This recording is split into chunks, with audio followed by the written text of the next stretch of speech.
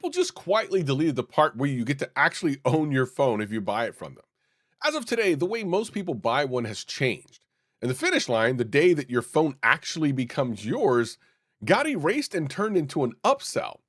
Now, here's a range of what happened. On one end, your monthly payment goes down, which sounds great.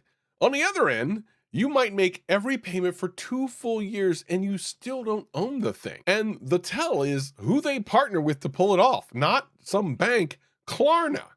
Some of you may have heard of Klarna before. It's the buy now, pay later button on shopping carts you see everywhere. And now you can buy an iPhone or an iPad with it. But that's not necessarily a great thing. And real quick, this whole video only exists because of a viewer, K-Wind, dropped this on X and told me, hey, can you find out more about this? So shout out to you. This whole video exists because of you. Listen, if you like this sort of thing, you should probably follow me on X because maybe you'll give me a good idea as well. But let's get into exactly what happened. So Apple launched something called Apple Upgrade. It's one monthly payment and it covers most of their lineup, the iPhone, iPad, Mac, Apple Watch, iPhones, watches, everything up to 24 months. Macs and iPads, though, go up to 36. It does a soft credit check, so it's actually really easy to get into. And it sounds super convenient on the surface, of course, because the monthly number, here's the thing, sounds even better. Of course, that's the hook. They make it lower, so you're like, oh, I can finally get an iPad or an iPhone. But when a company makes monthly payments smaller and the sign up so much easier, you got to ask the question that they're hoping you won't ask. So what did you do to get that number down? Because it's not free. They're not doing it because of the kindness of their hearts. They always take something out. And this time they took out two big things. Here's the big one. The old way, the iPhone upgrade program, was a 24-month 0% loan. It was a loan. And that loan has a really great thing at the end of it, the last payment. You make that last payment and the phone was yours, free and clear. You were done paying. Apple Upgrade isn't a loan. It's a lease.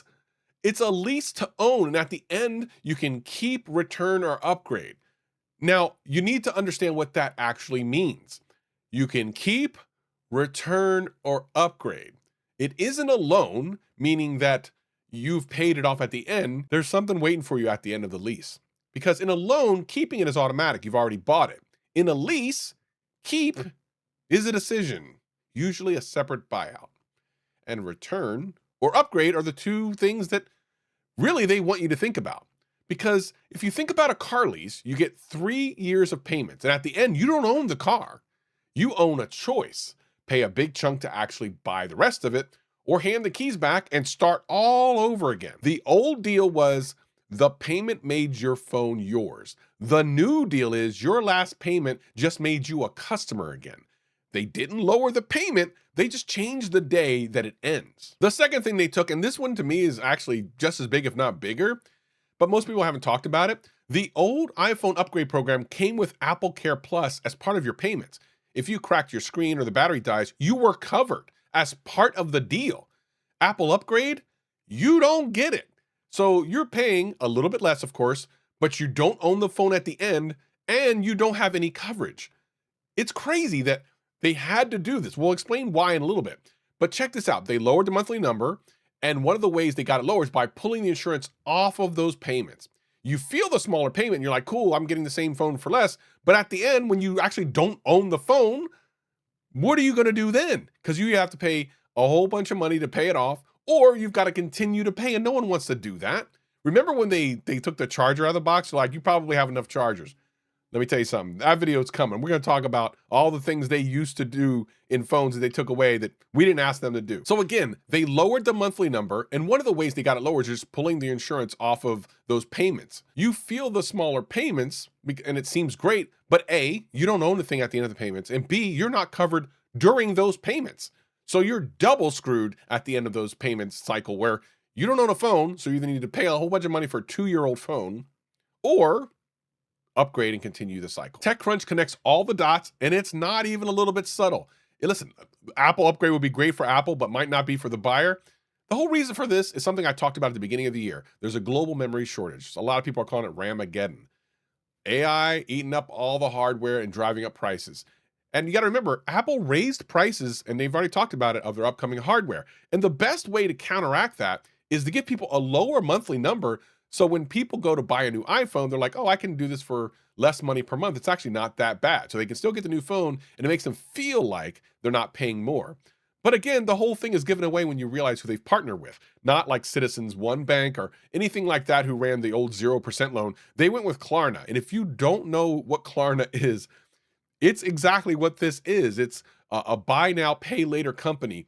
And it does allow you to get things when you can't afford them, but if you can't afford them, you probably don't need them. Just think about that. It's the same button that lets you split a pair of sneakers into 4 payments at checkout. And now it's for iPhones. It's crazy. Even Apple Insider, an Apple site, people, they love Apple. They were like, it's great for Apple, but not for the buyer. That's crazy work. Now, I know some people are going to be like, Travis, it's a choice. No one's forcing you to lease. Just buy the phone outright. And if you have the money, that's fine. You can walk in and buy it with cash. And that's the way I've always bought my phones, at least over the last 5 or 6 years. But not everyone can do that. Watch what becomes the default, though. When the loudest option on the checkout screen will be a low monthly lease, which you know it will be. When you're going to go to apple.com, it's going to be something super low, like, oh, buy this for only $35 a month. How many people are just going to do that without reading what that means? That old 0% you own it is gone. The new signups, the choice that people are going to get now has been made for them. The default is a lease. And listen, people think leases mean that you own them at the end, but you do not. Thankfully, you know that because you've watched this video. And again, before someone says it, Samsung and carriers do the same thing. They do their own versions of this. I know, and maybe we'll get around to that. If you want me to, leave me a comment or send me a message on X and tell me you want me to do it for them as well. If you finance, look at the total, not the monthly payment. Before you sign anything, add it up. The payments times the number of months plus the AppleCare that you now have to buy separately and the buyout at the end if you actually want to keep it. And then compare that number to the actual sticker price. If the lease number is higher than just buying the phone, and it usually will be, you're paying extra for the privilege of never owning it. You know what I mean? Number 2, if you can, buy it outright and keep it longer. If you can't afford that, there are other ways of getting phones on loans. A lot of carriers will do it where it's not a lease, it's an actual like payment through months. And the most anti-Apple upgrade thing you can do at this point is buy one phone and keep it for 4 years. We've talked about that. No lease. You don't have to worry about it. You don't have to hand it back. But if it starts feeling slow at the end, and spoiler for my next video, that's usually the battery, not the phone. And that's a cheap fix. Then you don't have to worry about it. Number 3, let's just let Apple know this is garbage and we want nothing to do with it. The only reason we even know about the old program had 0% and included AppleCare is because people track this stuff and they call it out. Leases thrive when people don't do the math. So let's always do the math. And shout out to the folks already living this life. The ones in the comment section say, I'll buy it once and run it till it dies. You're the real ones. And you're the ones that are going to make this a better place for all of us. And not people who just fall for things like this. Apple didn't give you a new, cheaper iPhone to buy today. They gave you a smaller payment and then quietly took out the finish line. The ownership is gone and the AppleCare is completely gone. Monthly, lower payments, sure, but it's not yours. And that's always going to be the trade. If something looks too good to be true, it probably is. Look at that fine print. Read it. Run the total. You can do this. Don't purchase just because it looks good per month, because at the end of the day, you might actually be paying more. And the video I teased, the $165 move that keeps your phone brand new, listen, if you like that, hit that subscribe button because I'm going to do that one next. And I'll see y'all in the next one.